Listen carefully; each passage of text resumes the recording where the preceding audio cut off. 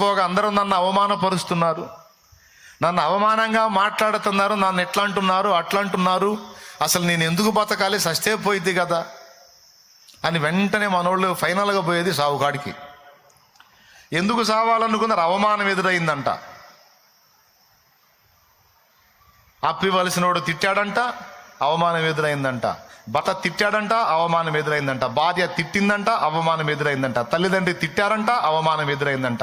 పక్కోడు నవ్వాడంట, అవమానం ఎదురైందంట. పక్కోడు ఏడిచాడంట, అవమానం ఎదురైందంట. కాబట్టి ఇన్ని రకాలుగా అవమానం ఎదురైంది కనుక ఇంకా నేను చచ్చిపోతే పోయిద్ది. వాడి తంత్రం చూడండి. ఒక మాటతో నిన్నెట్లా కొట్టేస్తున్నాడో వాడు చూడు. వెధవ ఒక మాటను ఉపయోగించి నీ నరాల వీక్నెస్ని వాడు తెప్పిస్తున్నాడు చూడు. ఎంత సామర్థ్యం ఉన్నా, ఎంత టాలెంట్ ఉన్నా, ఎంత సమర్థుడమైన నిన్ను ఒక వెధవగా చేసి నిలబెట్టి నీ అంతటా నువ్వే చచ్చేటట్టు నీకు ఆలోచనలు వచ్చే విధంగా సైతాను కుట్ర చేస్తున్నాడు. చెవులు గలవారు ఆత్మస్వరం ఇందురుగాక. దానికి వాడు ఎక్కడెక్కడ ఎవడెవడు వాగిన వాగుళ్ళన్నీ నీ మనసుకు చేరవేస్తూ ఉంటాడు. అది వ్యక్తుల ద్వారా కావచ్చు, వస్తువుల ద్వారా కావచ్చు, ఏ విధంగానైనా. అయితే ఇక్కడ నెహెమ్యాను చూసినా, దావీదును చూసినా, దానియేలును చూసినా, యోసేపును చూసినా, వీళ్ళందరి మీద మానసిక యుద్ధం జరిగింది ముందు. బైబిల్లో ఇంకా భక్తులందరూ వీళ్ళందరినీ పక్కన పెడితే మన టాప్ హీరో, మన హీరో ఎవరో? నెంబర్ 1లో నోరు తెరిచి పెద్దది చెప్పండి. నోట్లో కొనుక్కుంటారు యేసయ్య. యేసయ్యను కూడా మానసికమైనటువంటి వేటవాడు చేశాడు.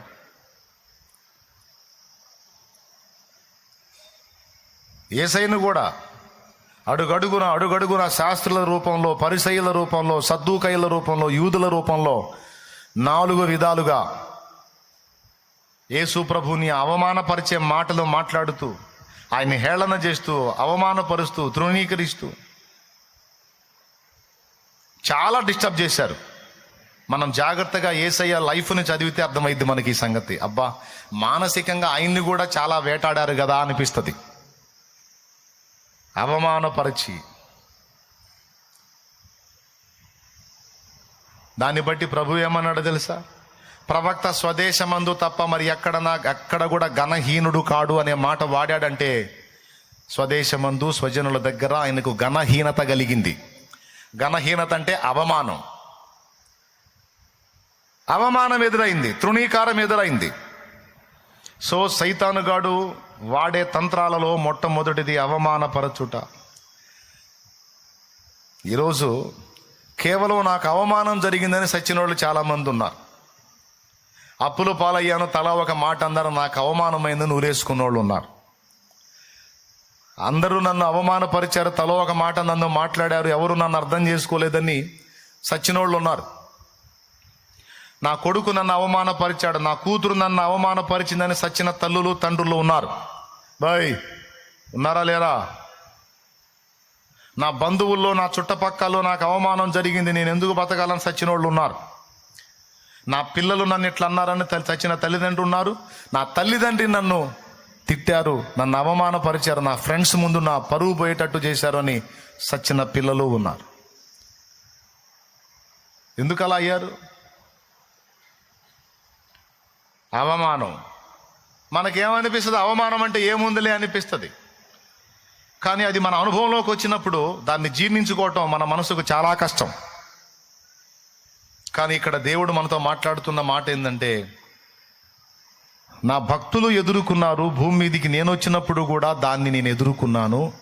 అపవాది తంత్రములలో మనల్ని అవమానపరచుట ఒకటి. ఆ వ్యాఖ్యలు మన మనసుకు వచ్చేటట్టు చేసి తద్వారా మనసును కృంగదీసి మనల్ని పనికి రాకుండా చేయటం వాడి తంత్రం. స్తోత్రం చెప్పు గట్టి చెప్పు. జాగ్రత్తగా విను, తీసుకో, మైండ్లోకి, హృదయంలో తీసుకో. ఈరోజు చెప్పే ఈ సందేశం పోగొట్టుకున్నారా, చాలా దెబ్బతింటారు.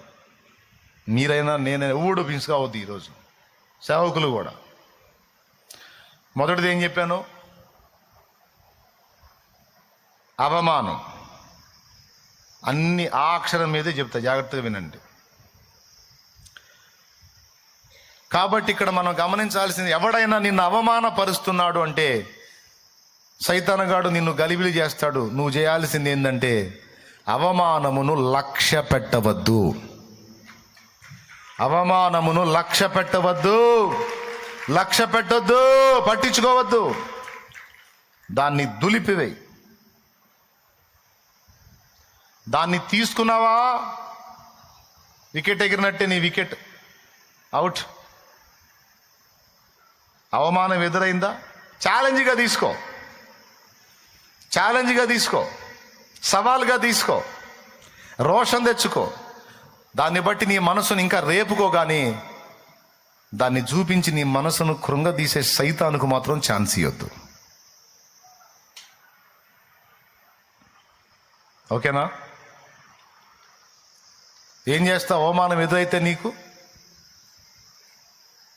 దాన్ని తీసుకొని కృంగిపోతావా, ఛాలెంజ్గా తీసుకొని రేగుతావా? దావీదు ఏం చేశాడో తెలుసా? తన అన్న తనను అవమానపరిచి నలుగురిలో మాట్లాడిన మాట, పెద్దన్న ఏలియాబు పలికిన మాట, నీ గర్వము, నీ హృదయపు చెడుతనం, నాకు తెలుసురా, యుద్ధం చూడటానికేగా నువ్వు వచ్చింది అని నలుగురిలో పట్టుకొని అట్ట మాట్లాడితే తమ్ముడికి అవమానం కదా. ఏం గర్వం చూసావన్నా నా దగ్గర? ఏం చెడిపోయింది నా హృదయం? ఎక్కడ నువ్వు తేడా చూసి ఈ మాట మాట్లాడుతున్నావు అనాలి. ఏమనలా,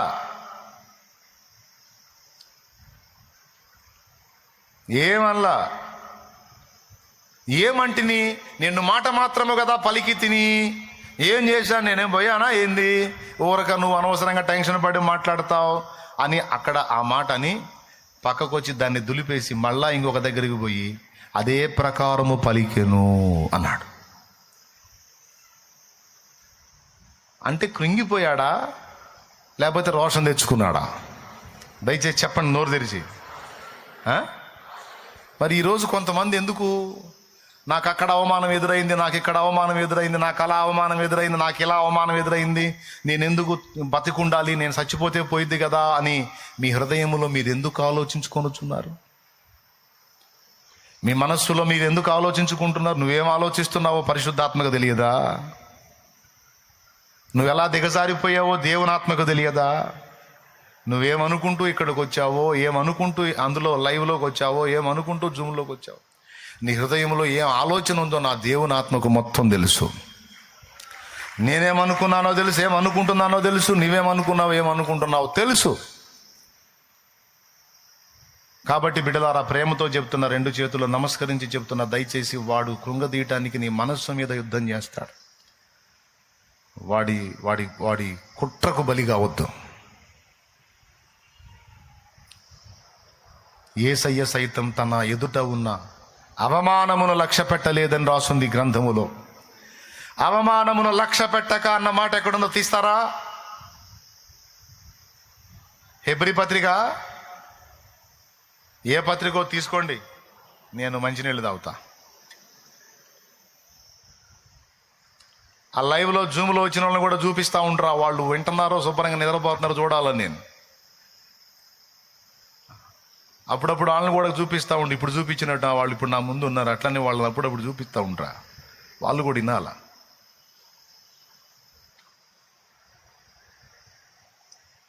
కొంతమంది వీడియో పెట్టుకొని వంట చేసుకుంటూ ఉంటారు. ఒక గంట ఆపవమ్మా వంట, లేదా ఒక గంట ముందు చేసేసి అన్ని ముగించేసి కూసో. హెబ్రీయులకు రాసిన పత్రిక, జాగ్రత్తగా వినాలి, ఎవ్వరు మిస్ కావద్దు ఈరోజు నేను చెప్పే అంశాలు. 12వ అధ్యాయము 2వ వచనం. తీశాడు కష్టపడి మా వాడు. చెప్పు. ఇంత గొప్ప సాక్షి సమూహము మేఘము వలె మనల్ని ఆవరించినందున మనము కూడా ప్రతి భారమును సులువుగా చిక్కులు పెట్టు పాపము విడిచిపెట్టి విశ్వాసమును కర్తయు దాన్ని కొనసాగించు వాడునైన యేసు వైపు చూచుచు మన ఎదుట ఉంచబడిన పందెములో ఓపికతో పరిగెత్తుదుము. ఆయన తన ఎదుట ఉంచబడిన ఆనందము కొరకై, ఆయన తన ఎదుట ఉంచబడిన ఆనందము కొరకై అవమానమును నిర్లక్ష్య పెట్టి అది సిలువను సహించి, అవమానమును నిర్లక్ష్య పెట్టాడంట. ఎంత అవమానం జరిగిందండి యేసయ్యకి? ఈరోజు చిన్న మాట అవమానం నీకు ఎదురైతే నేను చేస్తా నేనెందుకు బతకాలి, తూనా బతుకు పాడుగానని రకరకాలు అనుకొని మానసికంగా చచ్చావు, శారీరకంగా కూడా చావటానికి సిద్ధమవుతున్నావు. యేసయ్య పొందిన అవమానాలు నువ్వు పొందావా? అసలు ఆయన ఎక్కడ, నువ్వెక్కడ? నెత్తి మీద రూపాయి పెడితే దమ్మిడికి జల్లవు నువ్వు, నేను దమ్మిడికి జల్లను. మన బతుకులియే మనం ఇంత మాటకి ఇంతసేటు లాక్కొని పీక్కొని గందరగోళం అవుతాం. అదే ఆయన సుప్రీం అండి, రారాజండి, ఆయన కింగ్ ఆఫ్ కింగ్స్ అండి.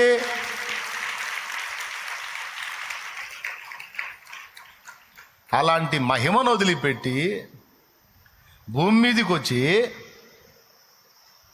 బీదరికపు జీవితాన్ని జీవించి, సొంత దోనే లేదు, మళ్ళా చెక్క పనోడు వడ్రంగం పని చేశాడు కానీ సొంత పడవ కట్టుకోలా. నక్కలకు బొరియలు ఆకాశ పక్షులకు నివాసములు కలవు గాని మనుష్య కుమారుడు